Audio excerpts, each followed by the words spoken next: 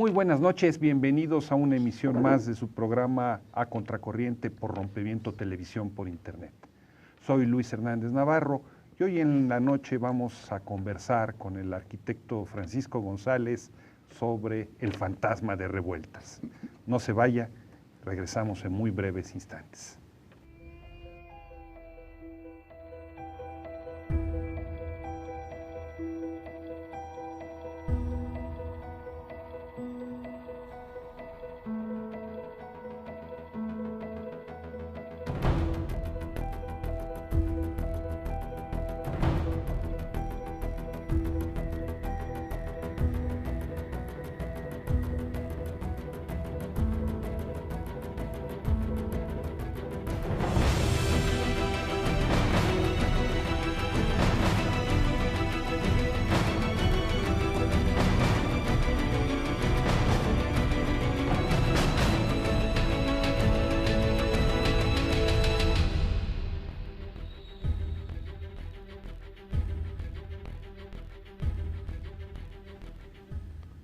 Estamos de vuelta en La Contracorriente, qué bueno que está hoy en la noche con nosotros. Hoy es un día de celebraciones, 20 de noviembre, aniversario de la Revolución Mexicana, pero también se cumplen 100 años del nacimiento de una de las figuras centrales de la izquierda y de la literatura mexicana, José Revuelta. Y para conversar sobre él nos acompaña en el estudio el ingeniero, arquitecto, historiador Francisco González. Muy buenas noches. Francisco es hoy investigador de la Universidad Autónoma Metropolitana, da clases allí, es autor de múltiples libros, el último, Los brazos de Morelos, una historia de la guerra en la independencia, y es responsable también de la elaboración de múltiples materiales que fueron utilizados en su momento para las materias de historia universal, de historia de México en los CCHs. En CCH, en los planteles del CCH. Siempre ha sido mi pleito de que el Colegio de Ciencias Humanas es uno y con varios planteles. Francisco, bueno, pues muchas gracias por estar aquí hoy con nosotros. Además de todas estas cosas y muchas otras más que podemos decir de tu larga trayectoria como un militante de izquierda, pues tú conociste a José Revueltas, sí. Militaste con él.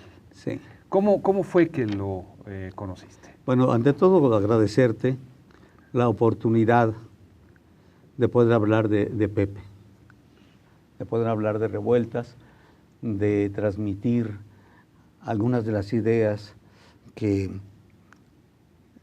él nos dio y sobre todo de la manera como nos formó, porque yo me siento como una persona que fue formada políticamente por José Revueltas. ¿Eres y por un alumno Enrique de González Revueltas? Rojo. Sí, un alumno poco aventajado de Pepe, pero soy alumno. Desde luego, mi otro profesor fue Enrique González Rojo, al cual quiero mucho, lo estimo mucho, y que escribe muchas cosas sobre Pepe y muchas cosas sobre la izquierda, aunque ya a veces no estamos muy de acuerdo. Pero bueno, pues eso es lo normal. La izquierda, ¿no? Eso, no, pero eso además lo normal entre maestro y alumno, ¿no? A veces no coincidimos.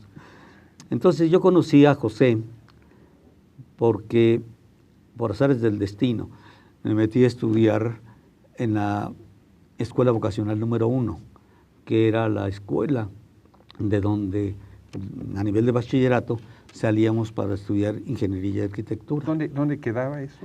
Esa quedaba en el casco Santo Tomás. En el casco Santo Yo salí de la Prevocacional 5, que también estaba en el casco Santo Tomás. Entonces de ahí me inscribí en la Vocacional 1.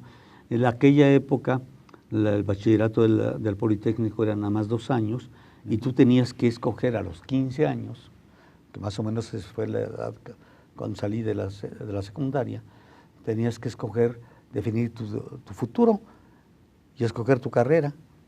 Entonces la que me pareció menos mala era arquitectura, que estaba más ingeniero cercana. Arquitecto era una carrera, ¿no? Sí, en la práctica, sí es el título de ingeniero arquitecto, pero en la práctica somos arquitectos. En la que Juan O'Gorman, el muralista y también arquitecto, tuvo mucho que ver en esa carrera. Pues no fue tanto O'Gorman. O'Gorman era de otra corriente arquitectónica, más bien el peso de la obra, de la tendencia que había ahí, se iba por el lado del funcionalismo de Pérez Rayón.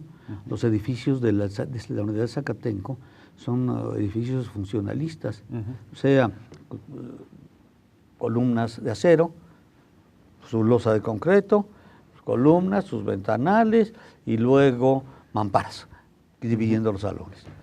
¿Cómo fue que entonces entraste entonces, en contacto con Revuelta? Fermín Revuelta es el hijo de Pepe. Ajá. Era alumno también de la escuela y nos tocó convivir desde la vocacional con él. Tuvimos un maestro de filosofía que militaba en el Partido Popular Socialista, de apellido Peraza. Peraza. Que fue después diputado también. ¿Gaudencio Peraza? No, otro Peraza. Otro Peraza. Bueno. Entonces Peraza llegó y empezamos a discutir con él porque empezó a plantear las ideas del socialismo y yo he sido toda mi vida muy discutidor. Entonces me puse a discutir con él planteando las ideas del materialismo dialéctico y dije no, junto con otro amigo, otro que se apellidaba Blanco Morfín, decimos no, pues nos gana porque tiene más cultura. Entonces decidimos ir con un sacerdote, y nos conseguimos al que estaba cerca de mi casa.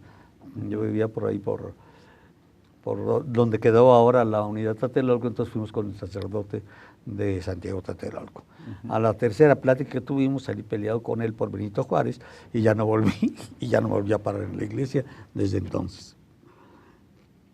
Y tuvimos una discusión, teníamos también un maestro de matemáticas, ese no me acuerdo cómo se llamaba, que era creyente y muy católico, entonces decidimos enfrentarlo.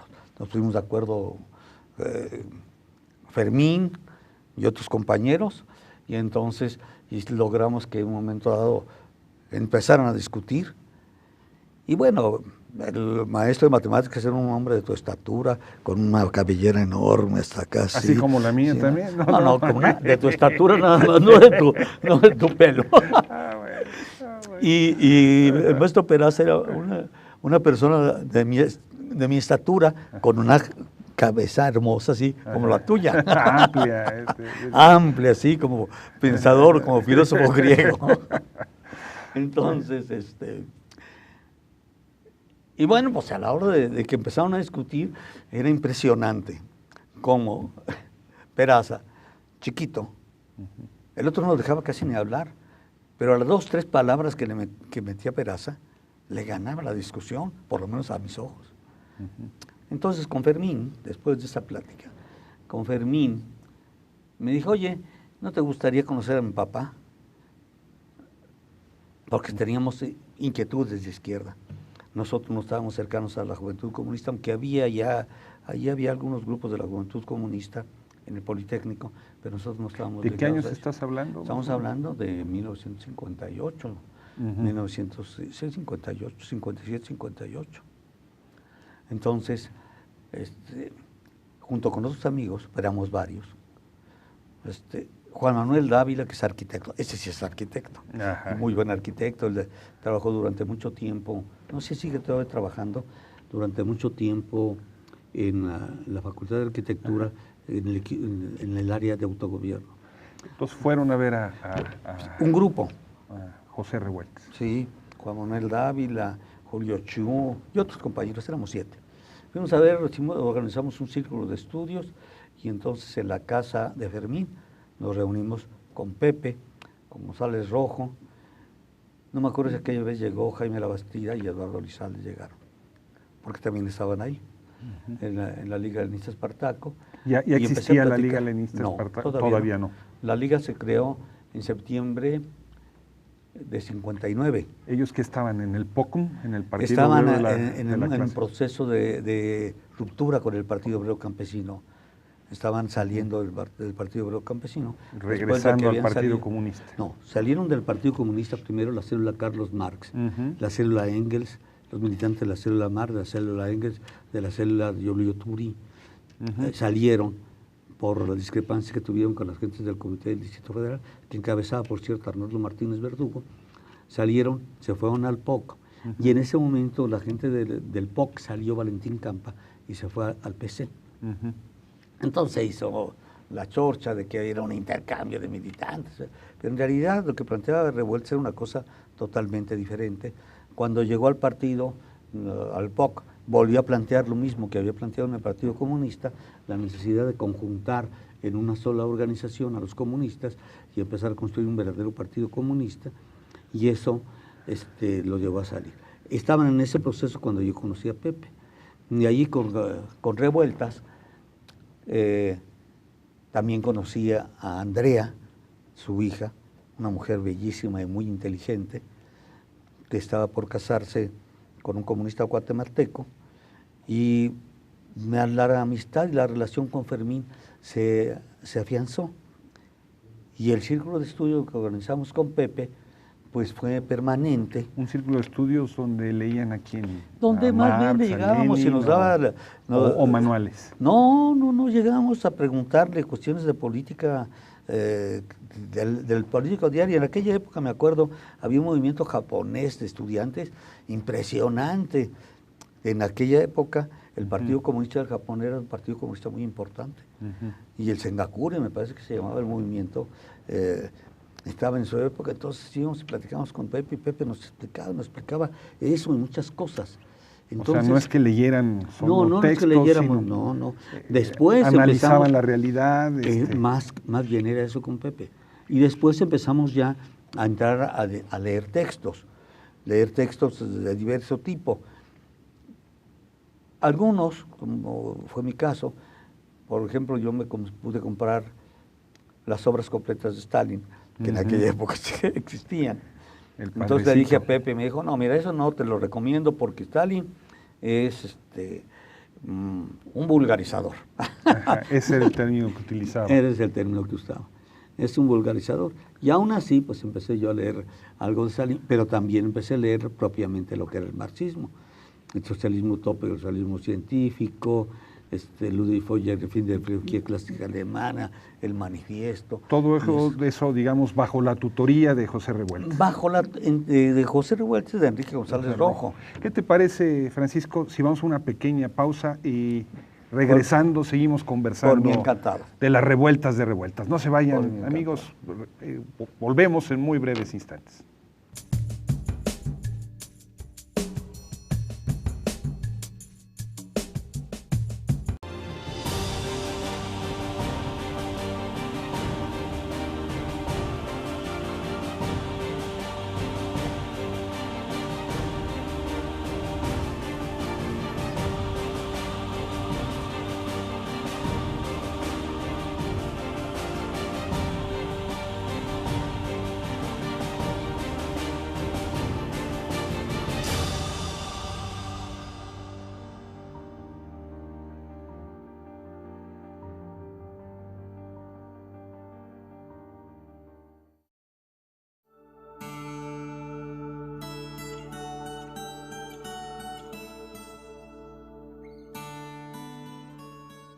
Quiero decir, para terminar, que toda mi vida, toda mi lucha ha sido para poner un granito de arena en la emancipación de los hombres. En este lugar, en nuestro querido México, tan devastado y tan lleno de traidores a la patria como los que existen en este momento.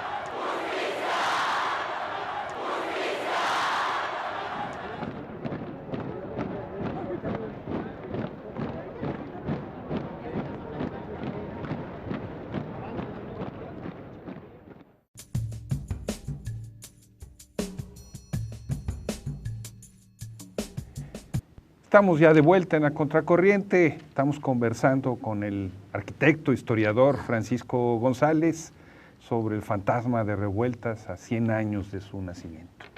Francisco, antes de irnos al corte nos estabas platicando sobre este círculo de estudios que tenían con González Rojo, con Revueltas. Y con Virginia Angélica Gómez. ¿Quién era ella? Virginia era una militante del Partido Comunista.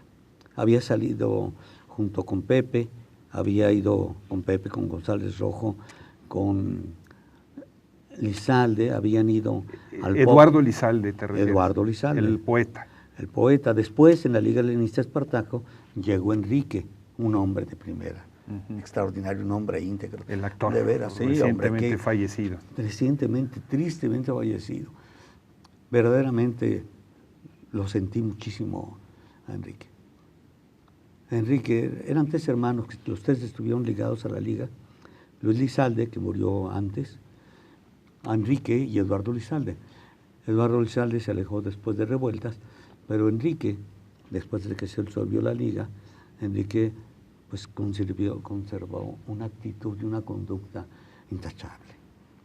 Tendremos que hacer un programa entonces sobre Enrique, él. Claro que hay que hacerle un programa a Enrique Lizalde, invitar a varios de los amigos que lo conocieron. Claro. Bueno, y desde luego a varios actores. Claro. ¿Verdad? Bueno, entonces estábamos en este círculo de estudios. Sí, al que nos bautizaron, yo no sé si Revueltas o González Rojo, nos pusieron los niños cantores. Los niños cantores. Pues que éramos hombres muy jóvenes. Nos sentenciaron. Éramos hombres muy jóvenes, yo tenía 18, 19 años. Ajá. Y siempre he representado menos de mi edad, afortunadamente. Y entonces, sí, y luego se fundó la Liga Espartaco en 1951, la Liga Leninista Espartaco, y yo ingresé a la Liga Leninista Espartaco el 20 de septiembre del 59. Sin haber militado antes ni en el Partido Comunista, ni en el Partido Popular, ni en todos esos ninguno. grupos. Yo entré directamente a la Liga Leninista. Y ahí estuve todo el tiempo en la Liga Leninista Espartaco. ¿Qué era la Liga Leninista Espartaco? La Liga era un grupo, bueno, en primer lugar porque se llamó Espartaco. Ajá. Eso es lo que no han sabido muchos explicar. Yo creo que González Rojo sí lo debe haber explicado. Pero Revueltas, que era un conocedor amplio del movimiento comunista internacional, tenía presente la gesta de Carlos Liebknecht y de Rosa Luxemburgo en el Partido Comunista Alemán. Y cómo cuando rompieron con el Partido Socialdemócrata Alemán, y para fundar el Partido Comunista, antes fundaron el Grupo Espartaco, Rosa Luxemburgo y Carlos Liebknecht. Entonces Revueltas argumentó que iban a adoptar el nombre, que proponía adoptar el nombre Espartaco porque era como se habían, estos insignes comunistas, habían bautizado para, en un momento de crisis de la militancia y del socialismo alemán. Entonces comparaba, por eso es porque se llamó Liga Leninista Espartaco. Y leninista porque Revueltas era muy apegado a la teoría de Lenin. Él decía que lo que había que hacer era rescatar a Lenin. Bueno, lo que Gorbachov vino a decir al punto del derrumbe de la Unión Soviética, Revueltas lo estaba diciendo desde los años 50. Hay que rescatar a Lenin. ¿Rescatar a Lenin de quién? Del terrible stalinismo. Entonces, entré yo a militar a la Liga Leninista Espartaco, nos dedicamos, por un lado, a trabajar, a estudiar y a colaborar con la publicación del libro de Revueltas. Revueltas ya tenía muy avanzado el ensayo sobre un proletariado sin cabeza y nos dimos a la tarea de conseguir dinero para financiar. Un libro más citado que conocido. Más citado que conocido. ¿Cómo resumirías tú las ideas centrales de ese texto, bueno, Francisco? Revueltas hace un esfuerzo por plantear en otros términos lo que es el socialismo. En este libro. En este libro. En unas cuantas páginas al inicial dice, es que como el socialismo debe entenderse más que como el tener, como el ser. O sea, Revueltas procura separar la idea de socialismo de una idea economicista. Muy en boga en aquella época. Bueno, la predominante. La predominante. Revueltas lo que plantea esencialmente es que el socialismo debe de ser una conducta, una forma de ser de la gente, una forma de concebir al ser humano. Una ontología, una forma de ser. Exactamente. No solo una teoría del conocimiento. No, sí, Ajá. Sí, una teoría del conocimiento. También.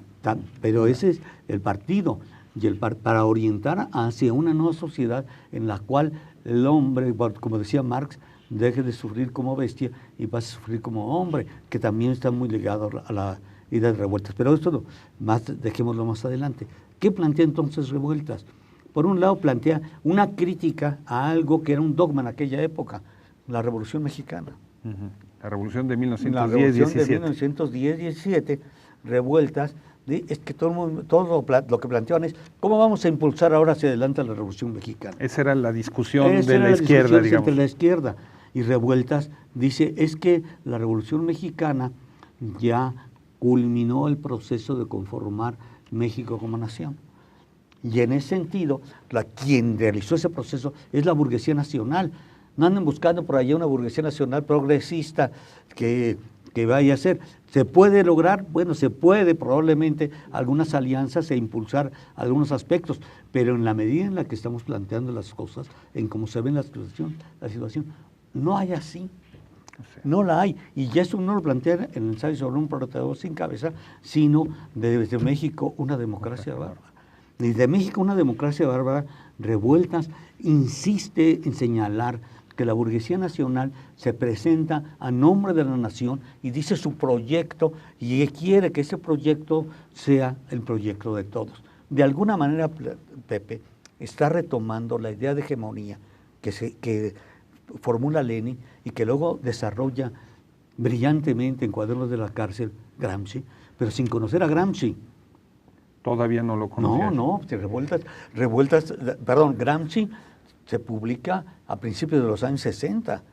Y cuando escribe México, una democracia bárbara, Revueltas, es en 1955, 56. Pero, ¿qué te parece si seguimos en el ensayo de un proletariado sin cabeza? Entonces, el ensayo dices, tiene una visión de lo que es el socialismo. Pero es que está conectado. Ajá. Entonces, lo que está conectado, lo que hace Revueltas es hacer la crítica de la política que se sigue. Que se sigue una política de subordinación. Por eso es asombroso. Bueno, no es asombroso, pero nos da una idea que ayer Peña Nieto dice que nos quieren destruir nuestro proyecto, como si su proyecto, el de ellos, el de los neoliberales, fue el proyecto de la nación. Siempre han hablado así. Bueno, decía el mismo Revueltas en México, una democracia bárbara, que los políticos mexicanos nunca le han dado valor ni a sus palabras ni a las de los demás. Ahí es madrugar. No, pero ellos sí le dan valor, en este caso sí le dan valor en la medida en la que pueden controlar la mente de la gente y orientarla, subordinarla, someterla. Y eso es lo que Revueltas critica en el proletariado sin cabeza. Y entonces empieza a plantear la urgencia de que la clase obrera se convierta en una clase independiente que tenga un proyecto propio de cambio, de transformación. Un proyecto independiente del Estado. Independiente del Estado e independiente de la burguesía. Y de la ideología de la Revolución Mexicana. De la ideología de la Revolución Mexicana. Okay. Eso es lo que plantea Revueltas. Ajá. Y ese planteamiento de Revueltas es lo que presenta a Pepe en un aspecto que destaca poco.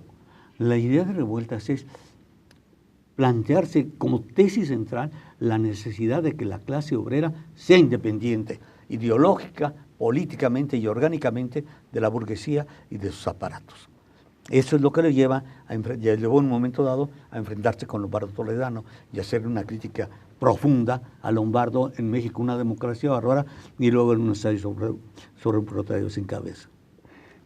Francisco, en un articulito publicado en un periódico nacional muy recientemente, Jorge Alcocer presentaba a Revueltas como un saltimbanqui de la política, que iba de un lado a otro. Y uno de los ejemplos que da es el de su relación con Lombardo Toledano, con el que había tenido amistad, cercanía política, y luego fue uno de sus críticos más acérrimos. Bueno, Revueltas es un hombre de su época y no puede escaparse de eso. Lleva en la sangre desde los años 30 el heroísmo de los comunistas que se enfrentaron al fascismo italiano y al fascismo alemán, de la lucha clandestina, de las persecuciones. Está identificado a partir de los años 30 con la Unión Soviética como la patria del proletariado y la patria del socialismo. Y en ese sentido Revueltas, como todos los comunistas de aquella época, o la mayoría, exceptuando a los trotskistas, pues seguían con la mente puesta en la Unión Soviética, lo que sea la Unión Soviética, y Lombardo tenía una enorme cercanía con la Internacional y con el Partido Comunista Soviético. Y cuando Revueltas rompe con el Partido Comunista en los años 40, cuando los expulsan Encina, Dionisio Encina, cuando los expulsa Dionisio Encina, y expulsa muchísimos, a toda la célula de periodistas que se llamaba la Mariátegui, cuando se forma el grupo El Insurgente, y ese grupo El Insurgente participa en la mesa redonda de marxistas que convoca a Lombardo para constituir un nuevo partido. Y en esa época Revueltas está equivocado porque piensa que la hegemonía en la Revolución Mexicana, todavía piensa en la Revolución Mexicana, que la hegemonía de la Revolución Mexicana, mientras la burguesía sea una burguesía nacional y no sea una burguesía entregada al imperialismo, debe ser ella la dirigente. Eso es lo que piensa Revueltas en esa época del ensayo sobre previa al ensayo sobre un proletariado sin cabeza. Y ingresa al Partido Popular, y desde luego hace artículos elogiosos de Lombardo. Claro que sí.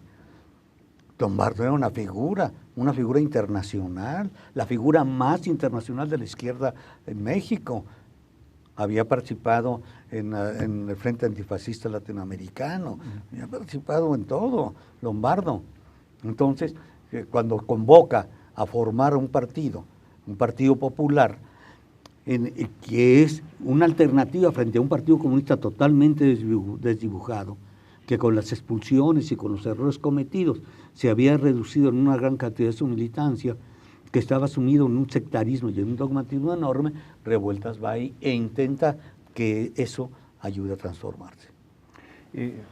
Regresando al libro de Ensayo de un proletariado sin cabeza y a su tesis de la inexistencia histórica del Partido Comunista. ¿Qué quiere decir con eso, Francisco? Lo que quiere decir Revueltas es que no existe una organización que desempeñe el papel que debería desempeñar un partido comunista tal y como lo había enseñado Lenin.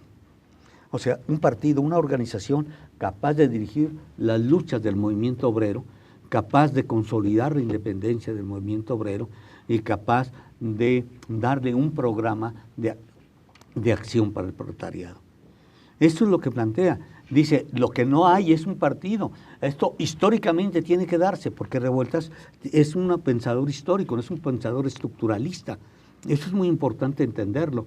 Por eso Revueltas, en algunos de sus artículos, de una manera muy breve, hace una crítica al Tusser. Él es, por una formación hegeliana, y por su conocimiento de los primeros escritos de Marx, es una visión dialéctica, histórica. Y entonces dice, bueno, históricamente se necesita una organización que dirija al proletariado, entonces esta organización debe de cumplir estos requisitos, el Partido Comunista no los cumple. Por lo tanto, es un partido inexistente históricamente. ¿Qué te parece, Francisco, si con esta afirmación así de contundente nos vamos a una pequeña pausa? Muy bien. Y ustedes, amigos, continúen con nosotros, volvemos en muy breves instantes.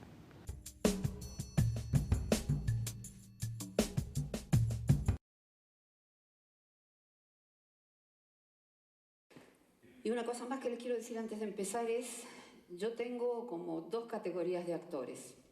El actor, que yo llamo actor-actor, y el actor creativo o actor-artista. No estoy poniendo uno por encima del otro, diciendo que uno es mejor y el otro es peor, otro es mejor y el otro es mejor. No, eso no es. Son categorías diferentes de actores. ¿A quién prefiero yo?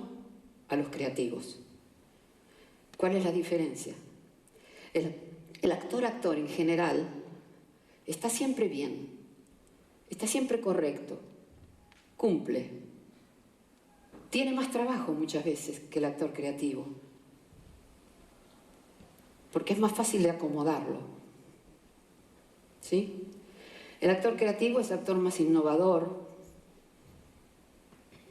más atrevido, se anima a hacer el ridículo, que se anima a probar, que se anima a equivocarse.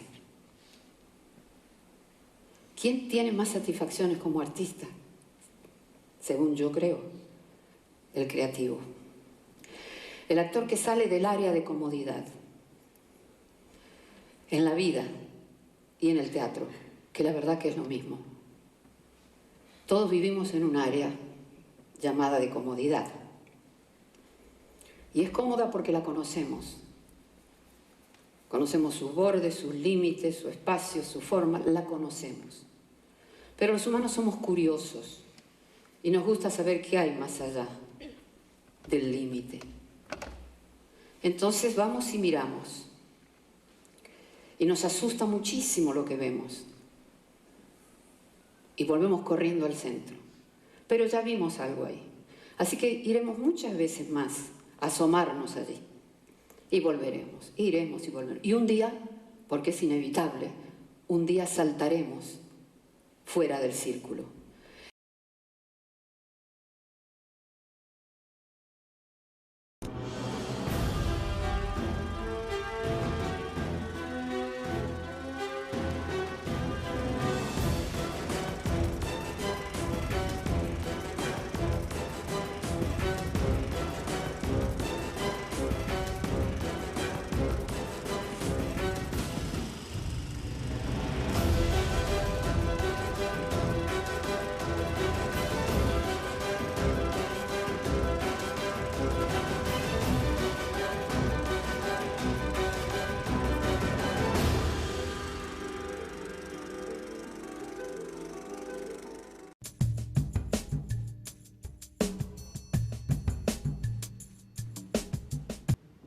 Estamos ya de vuelta en la Contracorriente.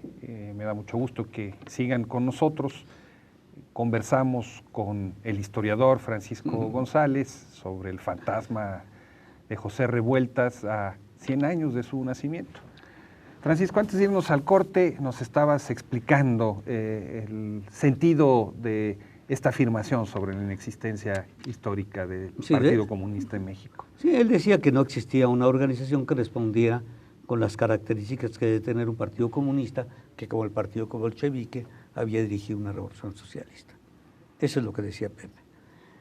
Y Pepe al mismo tiempo lo vinculaba a esto con la independencia ideológica de la clase obrera. Y para eso hizo un esbozo, porque en realidad no profundizó, acerca de cómo se conforma la idea, la ideología de la Revolución Mexicana y la ideología de la burguesía mexicana. Pepe, en ese sentido, es importante, porque es el antecedente, por ejemplo, del libro famoso de Arnaldo Córdoba, de Ideología de la Revolución Mexicana, que empieza a hacerse 10 años después de la publicación del Proletariado, bueno, 8 años después de la publicación del Proletariado sin Cabeza.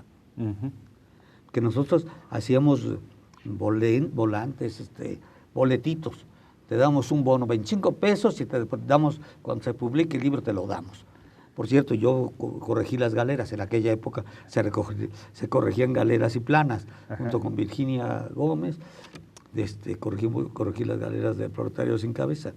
Pero también lo otro que debe ser Revueltas es intentar explicar a partir de la historia de México, desde una visión marxista, cómo se constituye esa conciencia, lo cual me parece una cuestión para aquella época muy avanzada y muy importante. No la habían hecho nadie. Después ya hay muchos trabajos. Jorge Emilio Pacheco Pacheco tiene algunos trabajos chiquitos, pero muy buenos sobre eso. Y después ya se estudió mucho más cómo se ha ido conformando la conciencia nacional, la nacionalidad.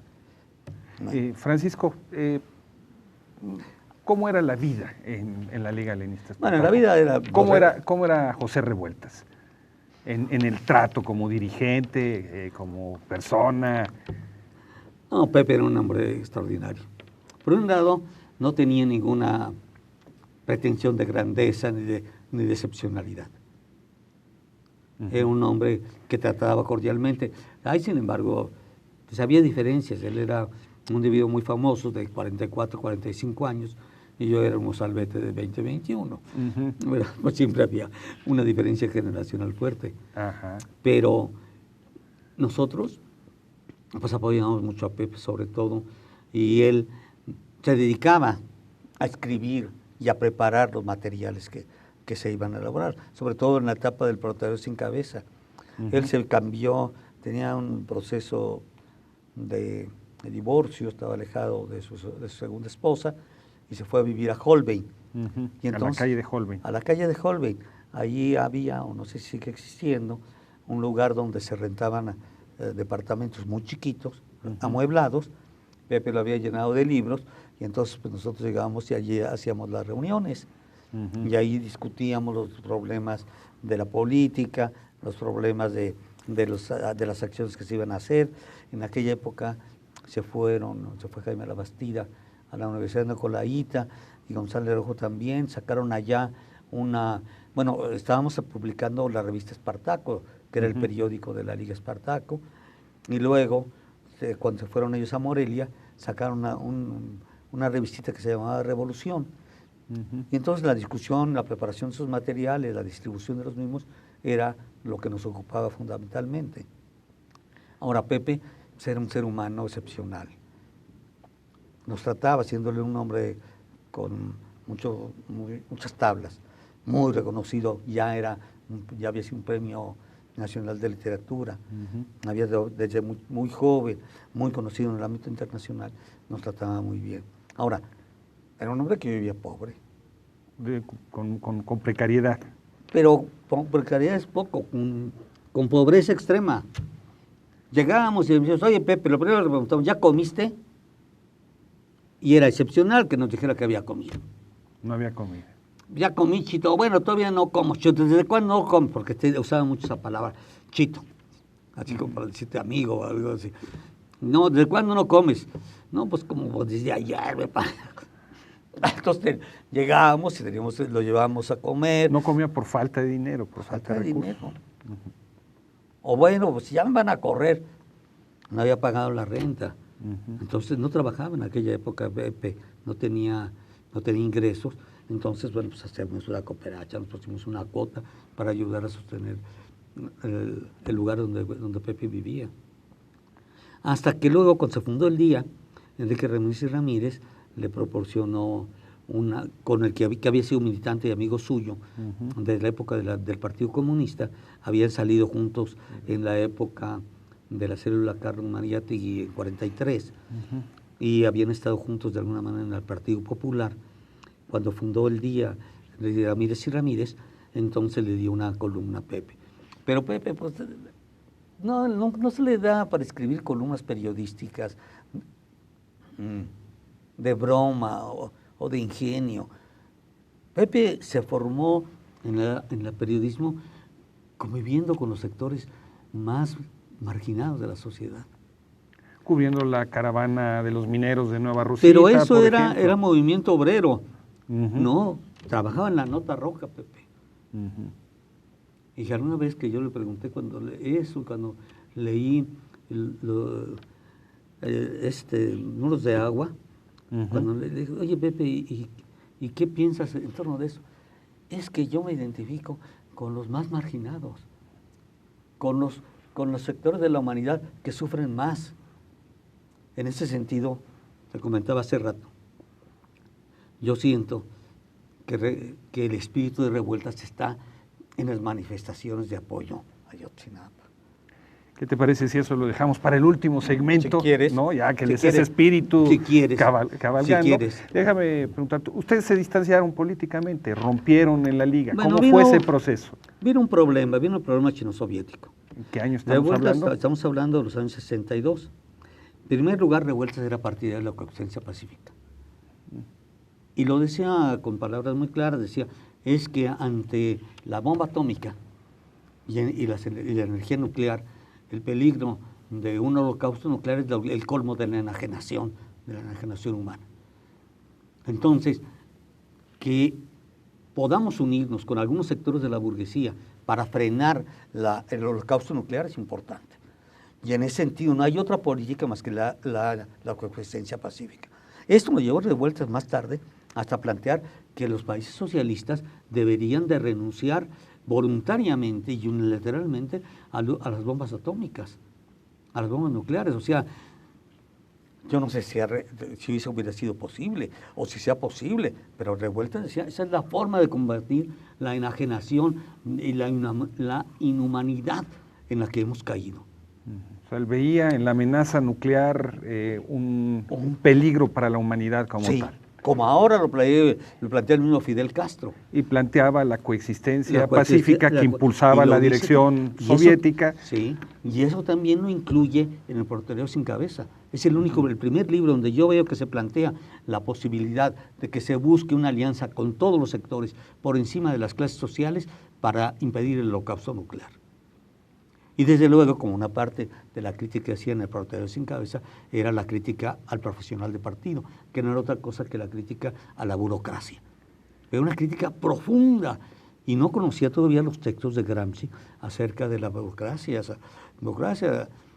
Los textos de Gramsci sobre la burocracia son impresionantes. Déjame que te siga preguntando por esta diferencia. Tú dices, él defendía esto y en la bronca chino-soviética. Claro, cuando dices nosotros, estás hablando González Rojo y yo y otros compañeros nos acercamos más a las posiciones de Mao Zedong que Revueltas, y entramos a una discusión.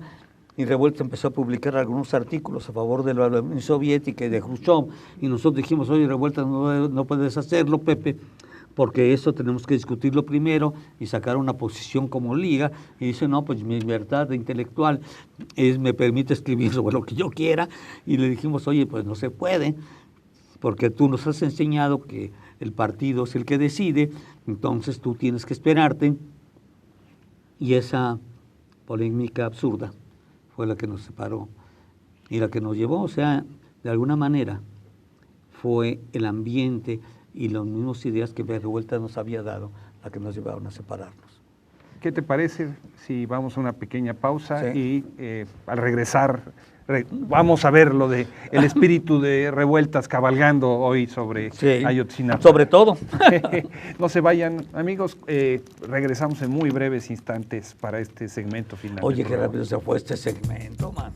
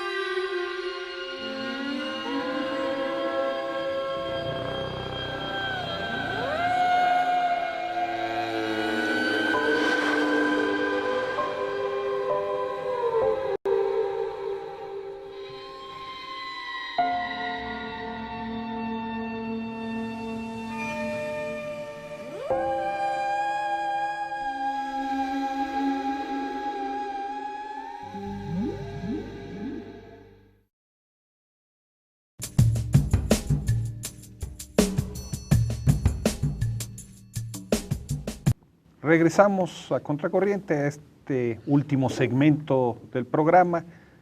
Conversamos con el profesor Francisco González sobre el fantasma de José Revueltas cabalgando sobre la ciudad en días intensos.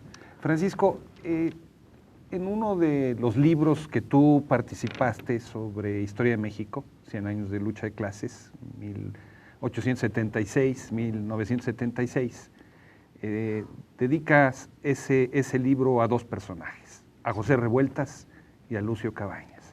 ¿Por qué? Ya no vivían en aquel entonces ninguno de los dos. No.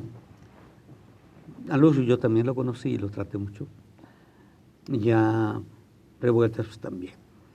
Lo que más me parece que son los personajes emblemáticos de la rebeldía y de la oposición al régimen en los años 60 y 70. Lo que más me asombra en este centenario es como un hombre terriblemente solo. Revueltas, era un hombre muy solo. En los años 60, que había sido, lo habíamos sacado de la Liga Espartaco, de la Liga Nisa Espartaco, que había quedado con un grupo muy reducido de compañeros que lo seguían, que lo atacaba al Partido Comunista, que lo atacaban los militantes del POC, que veían una soledad política terrible. Ahora, todo el mundo, hasta los que no han leído ni media cuartilla de él, hacen artículos, inventan biografías y le atribuyen cosas que a veces no son, o dicen deliberadamente cosas distorsionando su personalidad. Revueltas fue un hombre, ¿y por qué? Porque era un hombre de principios. De principios éticos, De principios éticos y políticos. Porque a pesar de que veía que se derrumbaba el socialismo soviético, a pesar de que estaba viendo eso, cuando evolucionó, cuando cambió, cuando dejó de preocuparse esencialmente por la construcción de un partido, no por la organización de la conciencia y del pensamiento para construir la independencia de la clase obrera, sino cuando dejó de pensar en la formación orgánica de un partido y se centró en el movimiento. Cuando participó en el 68 se convirtió en emblemático. Pepe, sin el 68, no hubiera tenido el eco que tiene ahorita. Y en el 68, ¿qué demostró? Compromiso social y principios. Eso es lo que nos marcó Revueltas a nosotros. Tanto que fue a la cárcel. Tanto que fue a la cárcel. Algunos dicen, no. Leí el otro día allí a uno de los integrantes de la comentocracia, dice, bueno, para decirles a los que hablan de Revueltas, no es cierto que haya estado media vida en la cárcel, nada más estuvo tantos años. Bueno, ellos no han pisado la cárcel ni siquiera una semana, desde luego, ¿verdad? Ni tampoco Tres Marías, en la Isla Marías. Ni han ido a las Islas Marías. Tres Marías, Islas Marías. Entonces nunca han pisado la cárcel. Pero Pepe, ahora todo el mundo correctamente, de manera apropiada, le hace justicia. Pero hay que hacerle justicia leyendo sus libros y tratando de entender la época de las revueltas, explicando realmente cuál es su pensamiento y sus aportaciones, lo que le hace un ícono de la izquierda, lo hace un ícono de la izquierda, su conducta de principios, el mantenerse en la izquierda. Revueltas pudo haber sido un individuo rico, murió pobre. Fue director de cine, escribió para N películas, conoció a todos los artistas, tenía muy buena opinión, por cierto, de Jorge Negrete, era el último líder sindical que tuvo realmente la ANDA. Él se preocupaba por los extras de Jorge Negrete. Entonces, pero pudo haber sido rico y salió del cine peleado con Alarcón y con Jenkins, que empezaban a controlar la distribución de las películas. Y en lugar de eso, en lugar de convertirse en un burócrata que viviera de los sueldos del Estado y servir al Estado, se mantuvo al margen viviendo pobre. Y eso es lo que se admira en Pepe, aparte de sus aportaciones, esa conducta ética, que ya no la hay. Ya no la encuentras más que en algunas gentes de aquellas generaciones. ahorita ve la crisis terrible de la izquierda que estamos viviendo, bueno, de los que se dicen de izquierda, y verás que Revueltas es un garbanzo de superlibra. Entonces, un marxista. Nunca renunció al marxismo. Nunca renunció al marxismo. Nunca... pero más un marxista creativo, que elaboró en el terreno de la filosofía, en el terreno de la política. Yo me acuerdo que en el 68, ahora que estaba leyendo, nosotros ya estábamos en otra organización, en la Liga Comunista Espartaco, hicimos algunos planteamientos críticos sobre la participación del rector en la huelga de la UNAM, en el proceso de la UNAM. De Javier Barros Sierra. Y entonces, más Revueltas a cobrar cosas. Nada más el infantilismo político. Tenía razón Pepe, hacía una crítica terrible a los sectarismos de la participación del rector. Y tenía una visión muy clara de cómo podía dirigirse el movimiento. Como había tenido una visión muy clara de cómo podía dirigirse el movimiento de los ferrocarrileros, que nunca pudo tener acceso a esa dirección. El movimiento del 56-60 de Demetrio Vallejo. De Demetrio Vallejo, sí, sobre todo en la huelga del 58, que fue lo que terminó de marcar su expulsión del Partido Comunista. Entonces, Revueltas no era un ideólogo y escribía buscando dar respuestas a las situaciones y a reales mexicanas, pero al mismo tiempo era un buen político, era un buen dirigente social. Y el planteamiento que desarrolla a partir del 68, la autogestión, es algo que se ha estado retomando por los movimientos sociales actuales. ¿Autogestión entendida como qué, Francisco? Autogestión entendida como que es la organización de los sectores, o sea, del estudiantado o la autogestión del movimiento obrero. Claro, Revueltas nunca renuncia a la necesidad de que existan dirigentes teóricos, dirigentes que orienten, que den la teoría, que propongan la teoría, pero a partir de alimentarse también de la práctica, de estar en la práctica. Revueltas está en la práctica. A Revueltas no lo pueden acusar de ser un marxista de escritorio. Y además, cuando digo yo, el espíritu de Revueltas está en lo de Ayotzinapa. ¿A qué te refieres, Francisco? Me refiero a que Revueltas durante toda su época se identificó con los sectores más pobres. Con los normalistas rurales, por ejemplo, con el mundo del normalismo rural. Con el mundo del normalismo rural, de la gente, de los campesinos pobres que vienen de allá, de los poblados, a buscar mejorar su nivel de vida. Bueno, la novela por la que lo premiaron, El Otro Humano, de eso trata. Trata de una huelga en uno de los sitios de riego. Y ahí expresa mucho cómo capta y cómo siente, porque Revueltas participó en esa huelga. Esa fue una de las razones por las cuales lo mandaron a las Islas Marías la segunda ocasión. Participó en esa huelga. ¿Cómo conoce el mundo campesino? Entonces, cuando Revueltas plantea esa identificación con los sectores más marginados de la sociedad, más pobres, que más sufren, y ahora la sociedad se hace eco de ese sentimiento hacia los compañeros de Ayotzinapa, cuando muchos ni siquiera sabían dónde estaba Ayotzinapa, que significa un despertar de la sociedad mexicana. Podemos decir que Revueltas, como el Cid Campeador, está ganando batallas. Después de muerto. Está ganando esta batalla en que logra despertarse la solidaridad. No puede haber una izquierda que no se identifique con el conjunto de la humanidad y con el sufrimiento de la humanidad. La izquierda no es un problema nada más político, y eso es lo que enseña Pepe. Es un problema ético. Ser de izquierda es un problema ético. ¿Lo dice así explícitamente, Francisco? Lo dice así en algunos de sus escritos. Tiene que haber una ética. Por eso Octavio Paz, que siempre lo respetó y siempre lo trató, dice, no, pues es que Revueltas toma la militancia como religión, como si solamente la religión tuviera ética. No hubiera una ética también que no fuera religiosa. ¿Verdad? Dice eso Octavio Paz de Revueltas. Pero Revueltas lo toma así, dices que lo hace como un profeta, lo hace como un cristiano. Y efectivamente, es una entrega total a principios de identidad con los sectores más oprimidos. Hay quien ve en eso un problema, una limitación una actitud fanática. No, eso es absurdo, es infantil. Es no reconocer que también ha habido en otras épocas y en otras doctrinas rebeldía.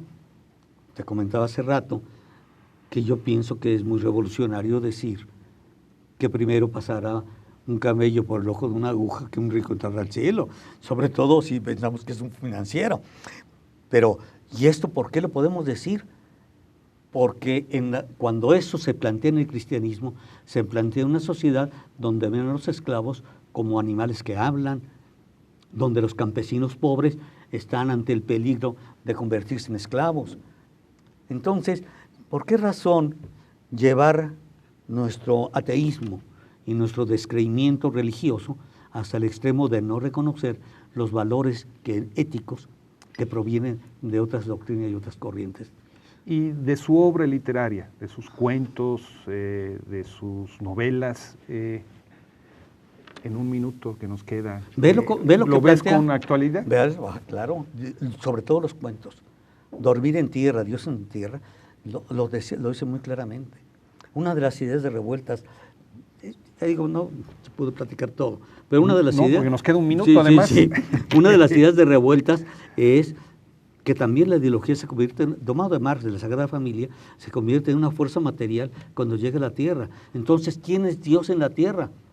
Es un Dios cruel, el Dios de los cristeros, el Dios que desoreja, el Dios que empala a los maestros rurales. Entonces, Revuelta, pero en Pepe está el pensamiento religioso presente. Como ahora se está empalando y desapareciendo a los normalistas rurales o desollándolos. O desollándolos. ¿Tú ves entonces el fantasma de José Revueltas cabalgando en las movilizaciones? El espíritu de Revueltas, no el fantasma, el espíritu de Revueltas, el espíritu revolucionario y ético de Revueltas, participando en las manifestaciones con los entes del Ayuntamiento. Francisco, muchísimas gracias. Y ustedes, amigos, muchísimas gracias por su presencia el día de hoy, ¿no? 20 de noviembre, 100 años del nacimiento de José Revueltas. Nos vemos la semana que viene y no se vayan, ya saben que a continuación sigue Lo que Rompeviento se llevó con la brillante conducción de Jesús Taylor. Nos vemos la semana que viene.